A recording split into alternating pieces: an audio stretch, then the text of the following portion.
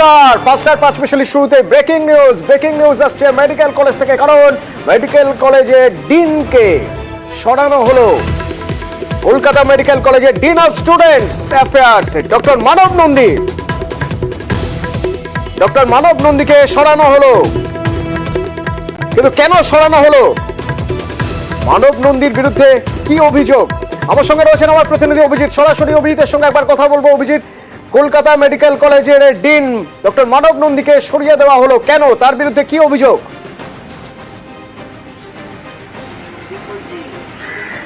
অতনু, যেটা প্রথমেই বলে রাখি যে শুধু কলকাতা মেডিকেল কলেজের dean of students affairs doctor Manab নন্দীকেই শুধু সরানো হয়নি, সেখানকার লেডিস হোস্টেলের সুপার ডক্টর সুহেনা সরকার, যিনি ওই হাসপাতালেরই ফার্মাকোলজি বিভাগের অধ্যাপক, এবং একই সঙ্গে ডক্টর ঈশিতা সেনগুপ্ত অ্যানাটমি বিভাগের অধ্যাপক, এই তিনজনকেই সমস্ত কাজ থেকে অব্যাহতি দেওয়া হয়েছে।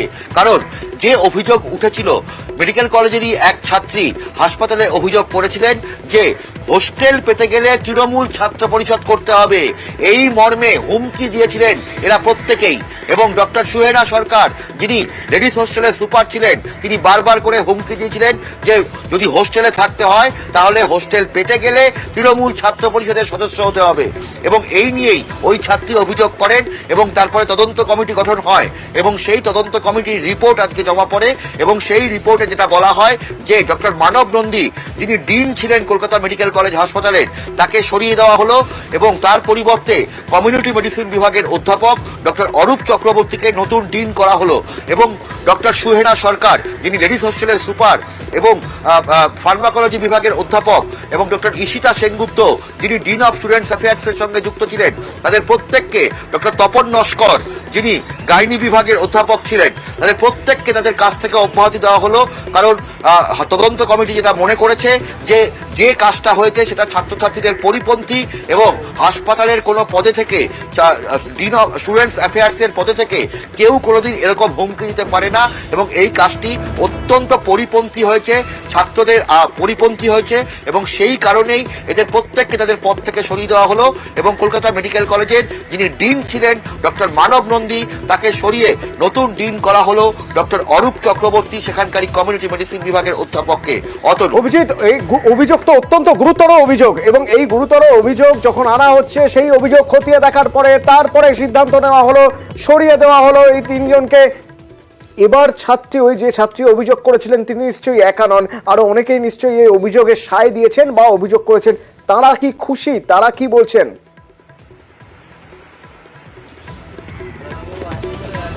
অবশ্যই ছাত্রছাত্রীদের বক্তব্য যে তারা দীর্ঘদিন ধরে এ নিয়ে আন্দোলন চালিয়েছিলেন, দিনের পর দিন ধরে তারা আন্দোলন করছিলেন, এবং সেই কারণে এই যে তদন্ত কমিটি যে সিদ্ধান্ত নিয়েছে সেই সিদ্ধান্তকেও তারা স্বাগত জানিয়েছেন। এবং তাদের বক্তব্য যে আগামী দিনেও যাতে এইরকম কোনো ঘটনার পুনরাবৃত্তি না হয়, তার জন্য এই তদন্ত কমিটির আজকে যে নির্দেশ, এই নির্দেশটা অত্যন্ত গুরুত্বপূর্ণ।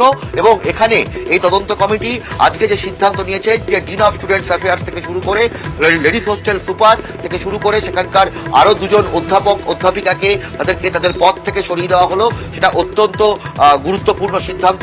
এবং এই সিদ্ধান্তকে প্রত্যেকেই স্বাগত জানিয়েছেন। এবং হাসপাতাল নিযুক্ত যে তদন্ত কমিটি, কলকাতা মেডিকেল কলেজ হাসপাতালের যে তদন্ত কমিটি, সেই তদন্ত কমিটি যে নিরপেক্ষভাবে রায় দিয়েছেন, সেই রায়কেও তারা স্বাগত জানিয়েছেন। অভিজিৎ, এটাই সবচেয়ে গুরুত্বপূর্ণ জায়গা যে যখনই কোনো অভিযোগ আসে সেই অভিযোগ খতিয়ে দেখে সুনির্দিষ্ট তথ্যের ভিত্তিতে কোনো ব্যবস্থা নেওয়া। যে ব্যবস্থা নিতে কোথাও হয়তো দেরি হয়ে গিয়েছিল বলে আরজি করে স্টুডেন্টরা মনে করছেন, যার জন্যই তাদের এখনো পর্যন্ত আন্দোলন, এখনো পর্যন্ত তাদের অবস্থান। তো সেই জায়গা থেকে দাঁড়িয়ে যখন স্বাস্থ্য শিক্ষা অধিকর্তা আজ গিয়েছেন, অভিজিৎ তোমার থেকে একটু জানতে চাই, স্বাস্থ্য শিক্ষা অধিকর্তা গিয়েছেন, এখন যিনি প্রিন্সিপাল, যিনি সুপার, তাদের সঙ্গে বৈঠক করেছেন, এবং বৈঠক করার পরেও এখনো নিজেদের অবস্থানে অনড় রয়েছেন পড়ুয়ারা। কেন? কি বলছেন তারা?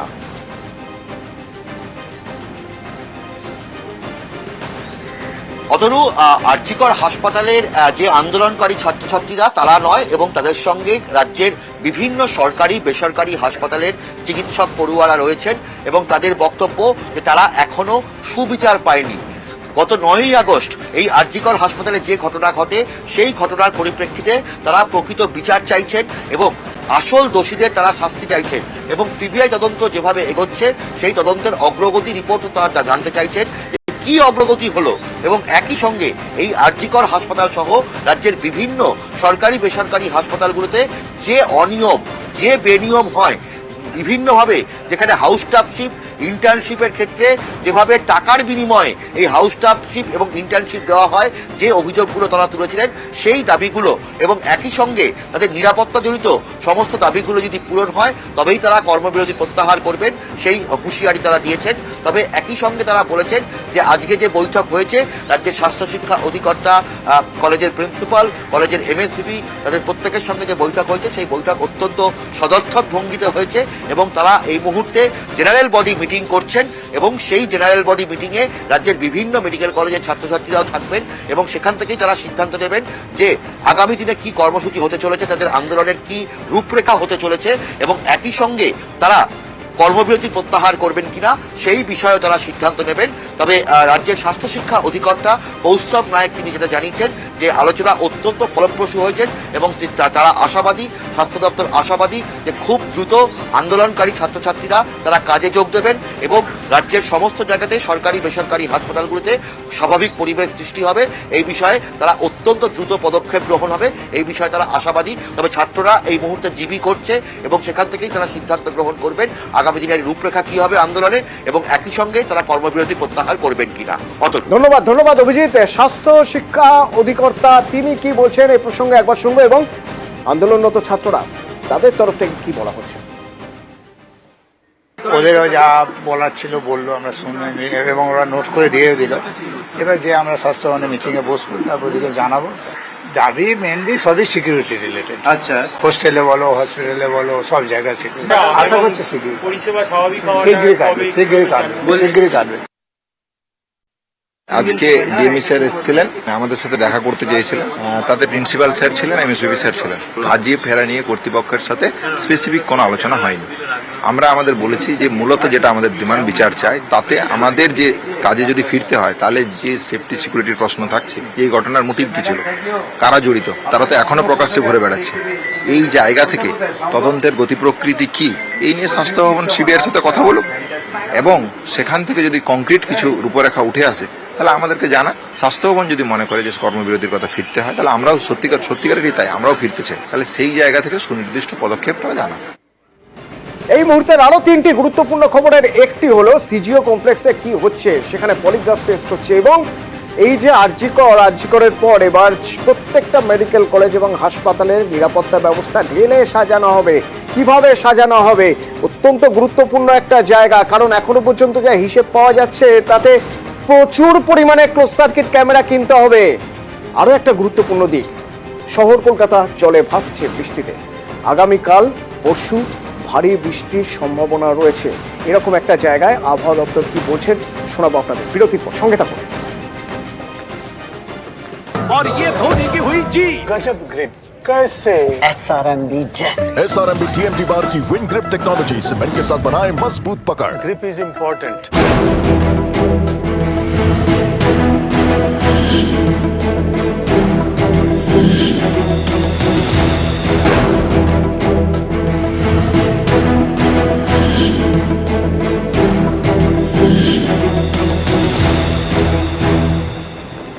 নজর আমাদের সিজিও কমপ্লেক্সে, সেখানে হচ্ছে পলিগ্রাফ টেস্ট।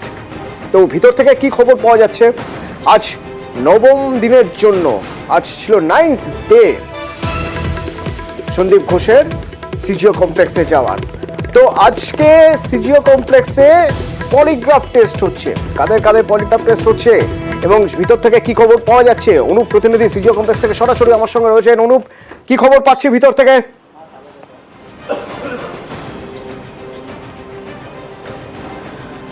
দেখো, একেবারে সন্দীপ ঘোষ তিনি যেমন কি নির্ধারিত সময়ের মধ্যে একেবারে সিজিও কমপ্লেক্সে যখন এসে পৌঁছন, পরবর্তী ক্ষেত্রে কিন্তু একেবারে তার পলিগ্রাফ টেস্ট যে প্রক্রিয়া, সেই প্রক্রিয়া কিন্তু 12টা 20 শুরু হয়েছে এবং তার কারণ হিসাবে একেবারে গতকাল রাত 11:40 সেই সময় কিন্তু দিল্লি থেকে সিবিআইয়ের একটি বিশেষ টিম তারাই কিন্তু কলকাতায় আসে এবং তারাই মূলত পলিগ্রাফ যে টেস্ট, সেই টেস্ট করার জন্য সকালবেলায় সিজিও কমপ্লেক্সে এসে পৌঁছয় এবং তার পরবর্তী ক্ষেত্রে যে একেবারে লক্ষ্য করা যাবে প্রাক্তন যিনি অধ্যক্ষ সন্দীপ ঘোষ তিনি আসেন। শুধু সন্দীপ ঘোষ না, সন্দীপ ঘোষ ছাড়াও আরও 4 জন যিনি জুনিয়র ডাক্তার তাদেরকে তলব করা হয়েছিল এবং তাদেরকেও কিন্তু ইতিমধ্যেই পলিগ্রাফ টেস্টের সেই প্রক্রিয়া শুরু করা হবে। প্রথম পর্যায়ে সন্দীপ ঘোষ তাকে কিন্তু ইতিমধ্যেই পলিগ্রাফ টেস্ট করা হচ্ছে, কারণ গতকাল ঠিক 11:40 যখন এই টিম, বিশেষ টিম তারা আসে এবং বরাবর লক্ষ্য করা যায় যে সকালবেলা সিজিও কমপ্লেক্সে এসে পৌঁছয় এবং সন্দীপ ঘোষ আজকে কিন্তু 9ম দিন তাকে তলব করা হয়েছে। 9ম দিনের মাথায় তার পলিগ্রাফ টেস্ট হচ্ছে। এই কদিন যে জিজ্ঞাসাবাদ, সেই জিজ্ঞাসাবাদে কিন্তু সিবিআই একেবারে সন্তুষ্ট নয় সন্দীপ ঘোষকে, সেই কারণেই ইতিমধ্যেই সন্দীপ ঘোষকে আজকে পলিগ্রাফ টেস্ট করা হচ্ছে এবং একাধিক যে তথ্য থেকে শুরু করে একাধিক যে সমস্ত জিজ্ঞাসাবাদ করা হচ্ছে, জিজ্ঞাসাবাদে কিন্তু একাধিক অসঙ্গতি রয়েছে। প্রথম দিনের যে বয়ান ছিল সেই বয়ানের সঙ্গে পরের দিনের বয়ানে কিন্তু কোনো রকম মিল ছিল না এবং এখানেই কিন্তু একেবারে সিবিআইয়ের পক্ষ থেকে সেই জিজ্ঞাসাবাদে সন্তুষ্ট হচ্ছিল না, সেই কারণেই কিন্তু সিবিআইয়ের পক্ষ থেকে সিদ্ধান্ত নেওয়া হয় পলিগ্রাফ টেস্ট। তো এই পলিগ্রাফ টেস্টে অনুপ, আজ এই পলিগ্রাফ টেস্টে কারা কারা থাকছেন, কারা কারা রয়েছেন সেখানে বিশেষজ্ঞরা?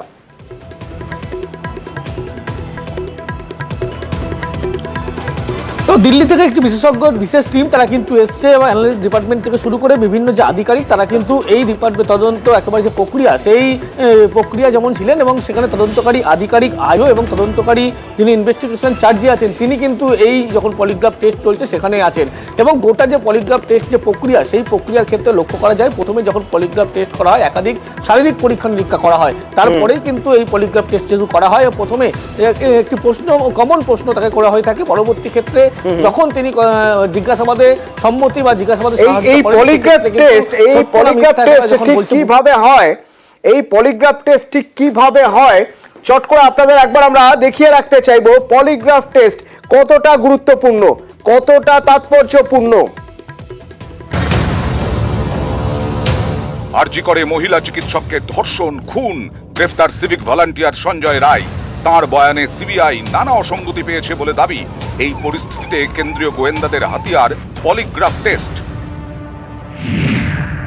যে ঘটনার কোনো সরাসরি তথ্য প্রমাণ নেই সেই ঘটনা সম্পর্কে সঠিক তথ্য জানতে ও বুঝতে পলিগ্রাফ টেস্ট করা হয়। Polygraphy test actually it is called lie detector টেস্টও বলা হয়, যে সত্যি বলছে না মিথ্যে বলছে।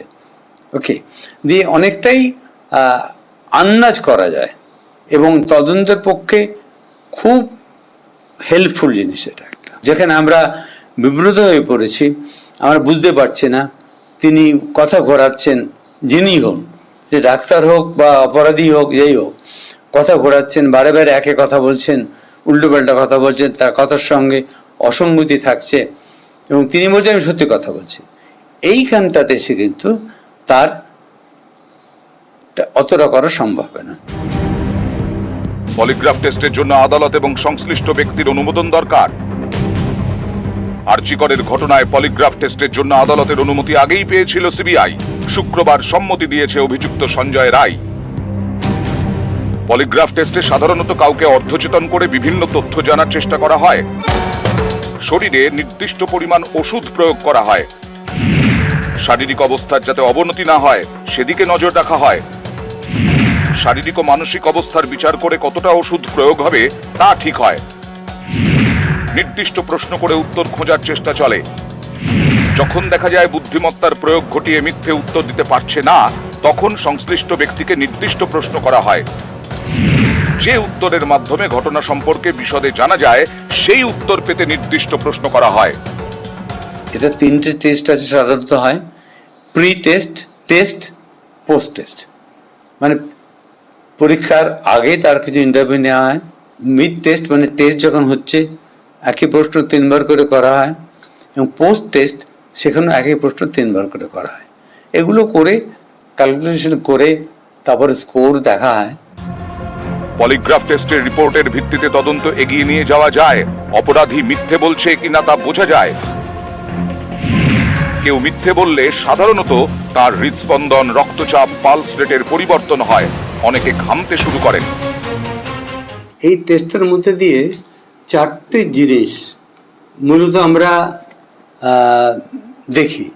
একটা হচ্ছে pulse rate, that means heart rate, আর একটা হচ্ছে ব্রিদিং রেট, আর একটা হচ্ছে ব্লাড প্রেশার, আর হচ্ছে স্কিন কন্ডাকশন মানে পার্সপিরেশন অফ দ্য স্কিন।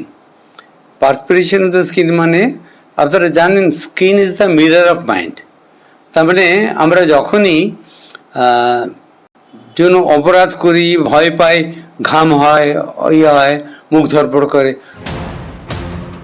সিবিআইয়ের এখন হাতিয়ার পলিগ্রাফ টেস্ট, কিন্তু এই পলিগ্রাফ টেস্টের রিপোর্ট আদালত গ্রাহ্য নয়, আদালতে প্রমাণ হিসেবে পেশ করা যায় না।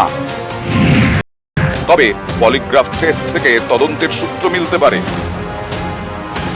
সেই সূত্র ধরে তদন্ত এগিয়ে নিয়ে যাওয়া যায়। তাই তদন্তকারীদের কাছে পলিগ্রাফ টেস্ট গুরুত্বপূর্ণ। আরজি করের ঘটনায় মোট 6 জনের পলিগ্রাফ টেস্ট করার জন্য আদালতের অনুমতি পেয়েছে সিবিআই। ধৃত সঞ্জয় রায়, আরজি করের প্রাক্তন অধ্যক্ষ সন্দীপ ঘোষ এবং নিহত চিকিৎসকের 4 সহকর্মী। বৃহস্পতিবার সন্দীপ ঘোষ এবং 4 চিকিৎসক পলিগ্রাফ টেস্টের সম্মতি দেন। শুক্রবার সম্মতি দেয় ধৃত সঞ্জয় রায়। এদিন তাকে 14 দিন জেল হেফাজতের নির্দেশ দেয় শিয়ালদা আদালত। নিউজ 18 বাংলা। তো রাজ্যের অন্য মেডিকেল কলেজ এবং হাসপাতালগুলি কি অবস্থা রয়েছে, কতটা নিরাপদ রয়েছে, তাদের কাছে জানতে চাওয়া হয়েছিল। তাদের কাছ থেকে রিপোর্ট চাওয়া হয়েছিল যে আপনাদের নিরাপত্তার জন্য যদি কিছু দরকার হয় রিকুইজিশন দিন। তো কি রিকুইজিশন এসেছে? নজিরবিহীনভাবে যে পরিমাণ ক্লোজ সার্কিট ক্যামেরা রিকুইজিশন এসেছে তা বোধহয় আগে থেকে আঁচ করা যায়নি। সিকিউরিটি গার্ড, বিপুল পরিমাণ সিকিউরিটি গার্ডের রিকুইজিশন এসেছে। 28টি মেডিকেল কলেজ এবং হাসপাতাল থেকে কি রিকুইজিশন এসেছে এবং কি ভাবছে মন্ত্রক, কি ভাবছে দপ্তর, কি ভাবছে স্বাস্থ্য দপ্তর, একবার জেনে নেওয়া যাক। সোমরাজ রয়েছেন আমার সঙ্গে সরাসরি। সোমরাজ,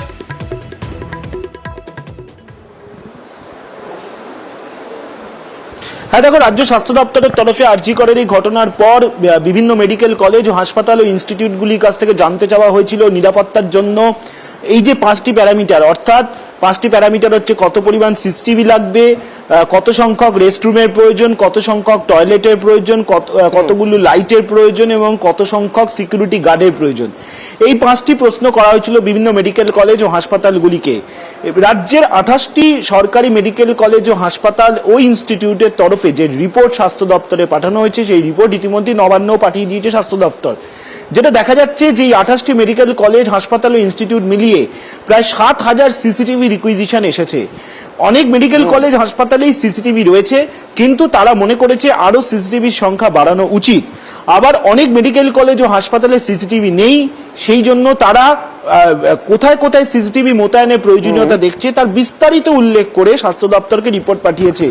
সব থেকে বেশি দেখা যাচ্ছে Bankura medical college, Rampurhat medical college এর মতো হাসপাতালগুলি থেকে সিসিটিভি রিকুইজিশন বেশি আছে।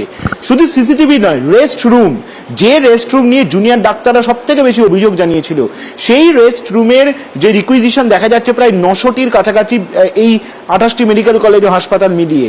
সিকিউরিটির সংখ্যা প্রায় 2000। এই সিকিউরিটি তুমি জানো ইতিমধ্যেই স্বাস্থ্য দপ্তর রাজ্য পুলিশকে চিঠি লিখেছিল অবসরপ্রাপ্ত পুলিশ অফিসার বা অবসরপ্রাপ্ত সেনাবাহিনী থেকে যাতে নিয়োগ করা হয়।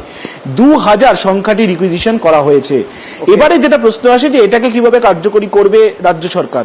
অর্থ দপ্তরে অনুমোদনের জন্য পাঠানো হবে। অর্থ দপ্তর অনুমোদন দিলেই আগামী সপ্তাহ থেকেই তার কাজ শুরু করা হবে, তেমনটাই স্বাস্থ্য দপ্তর সূত্রে খবর। ইতিমধ্যেই যাতে তড়িৎ। বেশ, ধন্যবাদ সোমরাজ।